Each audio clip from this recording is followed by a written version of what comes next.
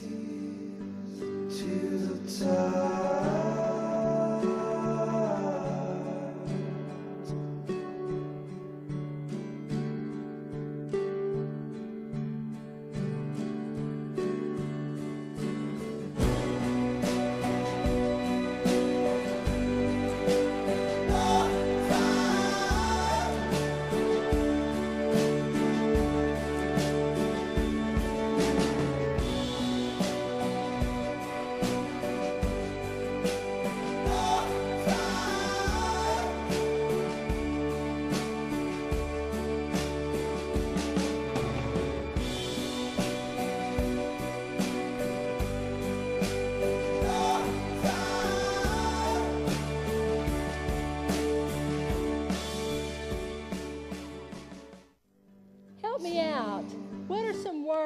That describe this crew team or any crew team?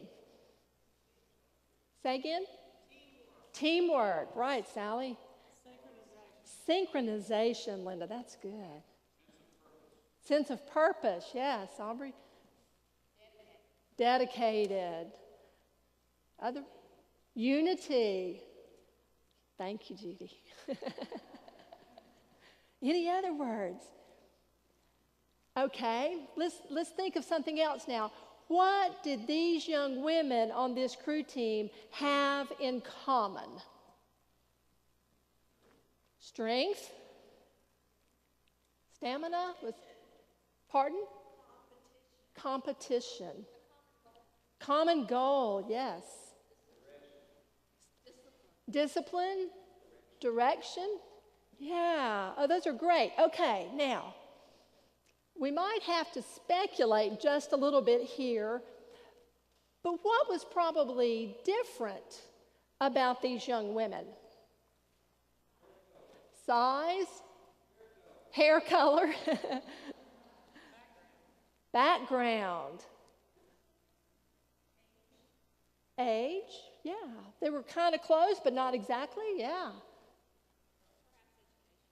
Education. They were all going to what university? Stanford, but were they all probably majoring in the same thing? No, probably not. Had different career goals? Yeah. So here were these 8 individuals, unique individuals, coming together, uniting for a common purpose. They were diverse in their unity. Bishop Bickerton, Thomas Bickerton, in giving us his most recent book to use as our church-wide sermon series resource, has invited us to consider a crew team today as we take a look at our question, our Lenten-wide question, what really matters? And then today, as we specifically consider the question, does unity matter? Apparently, Paul thinks unity matters. In some Bibles, right in the middle of the passage that Judy read is a heading that says, unity and diversity in the body.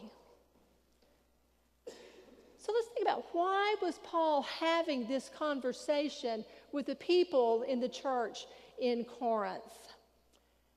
Well, apparently in that situation, the diversity had reached the point of not just having differences like hair color and hometown, but had reached the point of differences in opinion. So now there was conflict, there were factions, and so Paul gathered, even though he wrote this all in a letter, he figuratively gathered the people together to have a conversation with them, to say, now wait a minute, you remember he had a foot talking to an eye like that, if you remember that middle part of the passage.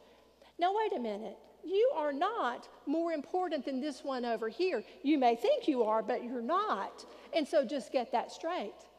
And oh, by the way, you right there, you're not a worm, no matter how much you think you are. So quit thinking you're a worm. You're more important than that. In fact, you're as important as anyone else in this church. And furthermore, You all need to stick together. You need to be one body. Now, I want to make clear that we are not talking about this today because there's conflict going on in this church, okay? Not today, anyway. There may be some time because there's conflict. Some people say, oh, I don't like conflict. Well, who likes conflict, for Pete's sake? Now, I do know a few people who actually probably do, or at least seem to like conflict. But that's not what we're talking about. But one of these days, we will be faced with that. And so we need to remember these words. This is an important gospel message, this oneness, and one that we don't necessarily gravitate to. We often say, I'm good on my own. I don't need anybody else. Me and my buddy Jesus got it covered. Well, Jesus doesn't think so. So get over yourself. That's not what Jesus intended. And you know what? Facebook seems to bear that out. I mean, think about it. When Facebook first came out, a few people got on it, and what did they post? They posted a few sentences. Well, I just skip right by those now. I want to see the pictures. I wanted to see those girls on that Disney cruise. I want to see the videos. And you know what? We don't just do this anymore. What are our emojis? They're tears. They're smiley faces. They're angry faces even. There are hearts. Because we seem to want to be connected. Of course, a few months ago on Facebook, we really weren't. There we go. But we have experienced conflict, and yet we've tried to experience connection for not just generations, but for centuries. 1,500 years ago, back closer to the time when Jesus walked the earth than the time that we are walking the earth, Augustine, Bishop of Hippo, which is in now modern-day Algeria, had a great line. In essentials, unity. In non-essentials, liberty. In all things, love. And we're going to take that last part and run with it next week. But he and the others were so put out by the early church that they decided to split from it, just get away from it. There was conflict going on. And so he and others left the metropolitan areas where the institutional church was and headed out to the desert, where they could be alone, either individually as an individual monk or together in monasteries. But you know what happened? Just as the people followed Jesus when he would get in the boat and try to cross the lake, the people followed our desert fathers and mothers out to where they were because they wanted to soak in their wisdom. Wisdom like, in essentials, unity. In non-essentials, liberty. In all things, love. What is unity anyway? What is unity not? Unity is not unanimity. What is unanimity? That means to agree. I doubt we all agree in here. We could test it, but well, we won't do that. That's not what unity is. Unity is coming together, joining together as one, despite the differences in our ways of thinking, regardless of whether we can agree or not. John Wesley felt the same way that Augustine did. Using words from an Old Testament story about Israelite leaders, he said, "If your heart is as my heart, give me your hand." He didn't say, if you think like I think, if you're of the same political party that I am, let's just pull out our cards and compare. That's not what he said. He said, if your heart is as my heart, that's what's essential, then give me your hand and let's join together. And we'll give each other a break on the things that don't matter so much.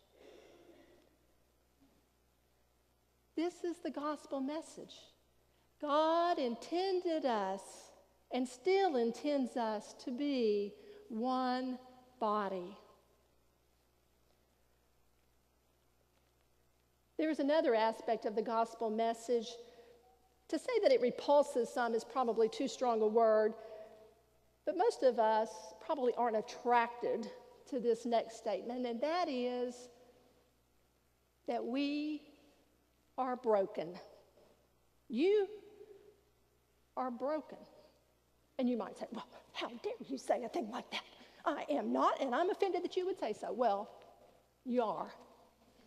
And I am too. We are all broken. We recognize that at different points in our lives. Some of us get it early on, and some of us it takes a long time. I was 15 years old. You think I'm going to tell you about the time I realized I was broken? No. I got it much earlier than that. When I was 15 years old, I bought my first washing machine and dryer. Yes. How old were you when you bought yours? I bet you weren't 15. Guess what brand it was? Kenmore. Guess how long it lasted? 32 years. Then it was broken. So I had to go buy a new washer and dryer. Guess how long they lasted? 5. Yes. They were broken right away. Some of us recognize when we're 5 that we are broken, and others, it takes us till we are 32. We are created human, and so we are broken. This cross captures this very understanding. It is essential that our hearts are united on the precept that God so loved the world, the whole world, that he gave his son as a sacrifice that we might have what? Life, eternal life, abundant life, that we might be made whole, that we might know shalom. If you were to ask the person on the street, what does shalom mean? What would the person on the street probably say? Peace.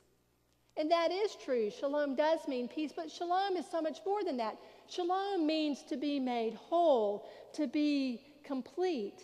Not just me, but you and all of us together.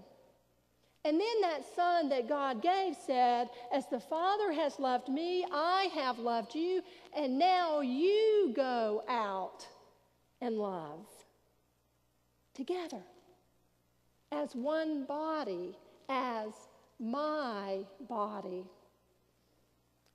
Every cross captures that essential understanding, but this cross in particular captures it uncommonly.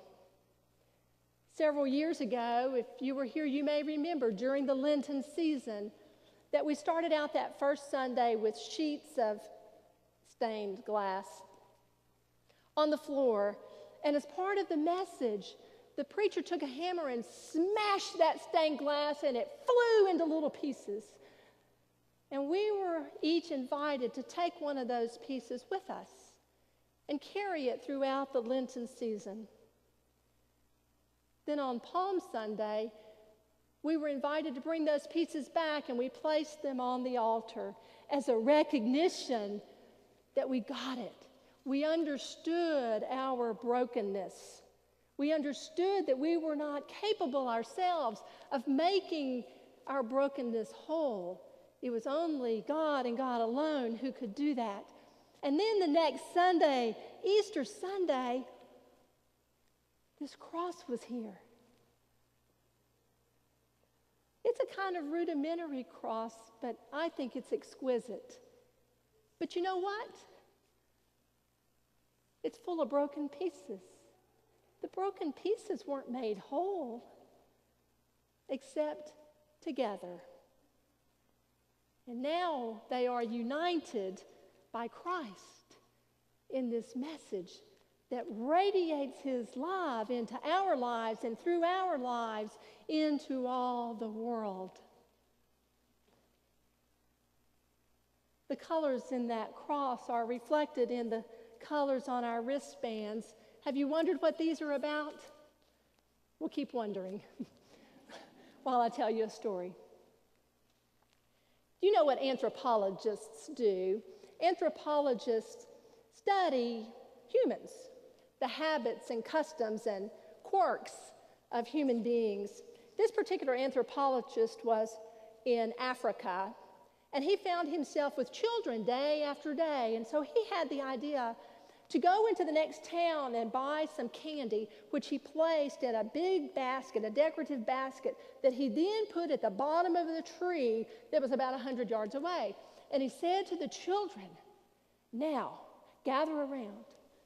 When I say, on your mark, get set, go, you all run for the tree, and whoever gets there first can have all the candy."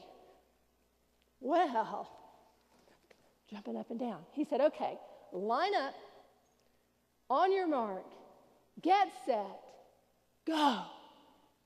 The children grabbed each other's hands, and they ran in one straight line to that tree. And when they got there, they took all the candy and divvied it up among themselves. Well, the anthropologists couldn't begin to understand, why had they done that? He said to them, "Why did you do that when any one of you could have had all the candy?" They said, with sticky dripping down their chins, "Ubuntu. That's why. Ubuntu." Desmond Tutu, South African social rights activist, Nobel Peace Prize winner, retired Anglican bishop who rose to fame in the 80s when he stood up against apartheid, puts Ubuntu this way. Ubuntu speaks of the very essence of being human. Hey, so-and-so has Ubuntu. That person is generous, hospitable, friendly, caring, compassionate. If you have Ubuntu, you share what you have, including your very self. It is to say, my humanity is caught up, is inextricably bound up in yours. We belong in a bundle of life. We say a person is a person through other persons. A person with Ubuntu is open and available to others, affirming of others, and get this, does not feel threatened that others are able and good, for he or she has a proper self-assurance that comes from knowing that he or she belongs in a greater whole and is diminished when others are humiliated or diminished, when others are tortured or oppressed or treated as if they were less than who they are. According to Ubuntu, there exists a bond between us all, and it is through this bond, through our interactions with our fellow human beings, that we discover our own human qualities. Ubuntu. I am who I am because of who we all are. We are all one.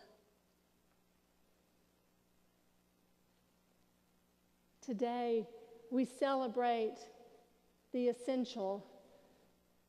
God so loved the world. We celebrate the essential that unity matters. We remember as Christ instructed his early followers and to this day instructs his current followers that we are made one through him. Unity matters. We celebrate communion. We don't just take communion. And we never celebrate communion alone. We celebrate it in community because unity matters.